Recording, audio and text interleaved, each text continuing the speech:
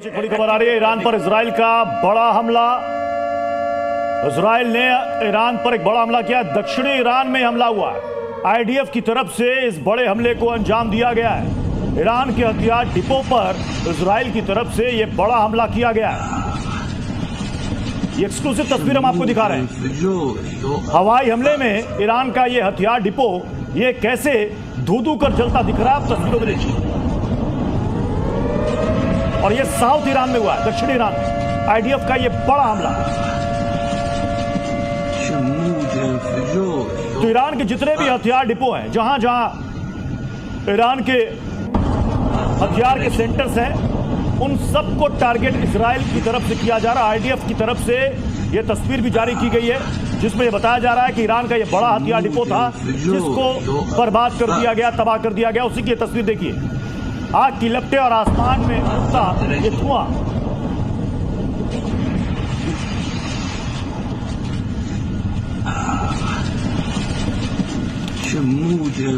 अनुराग Shukla sir, ये तो तस्वीर हम दिखा रहे हैं कि कैसे इजराइल ने ईरान के हथियार डिपो को बर्बाद किया है, लेकिन कुछ दो तस्वीर सामने आई फोटो की, सैटेलाइट इमेज की हम बात कर रहे थे। कहीं ऐसा तो नहीं कि अमेरिका बेवजह पीठ अपनी थपथपा रहा है? सब कुछ वहां से ईरान पहले ही निकाल कर ले जा चुका होगा और आप खाली जगह में बंकर बस्टर गिरा के क्या ही कर लीजिएगा। देखिए, जब हम डिफेंस की बात करें, किसी भी देश की बात करें, हम ईरान की ना स्पेसिफिक करके, लेकिन कुछ चीजें ऐसी होती हैं जो दिखाने के लिए होती हैं। हाँ। और कुछ चीजें ऐसी होती हैं जो अलग होती हैं और वहां पे काम होता है।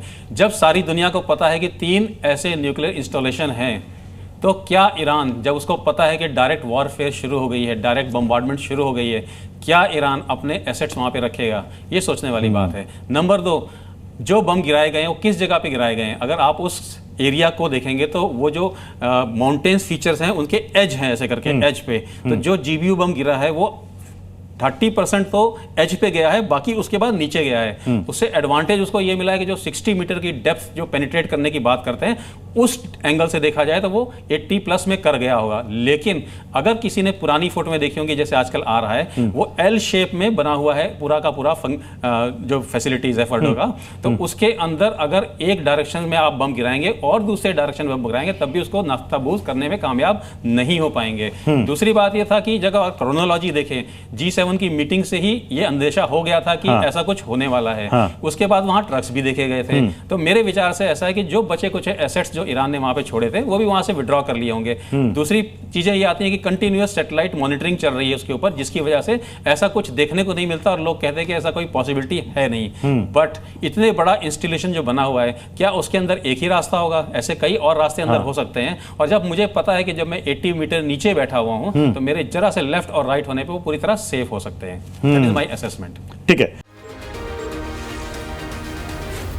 Z News.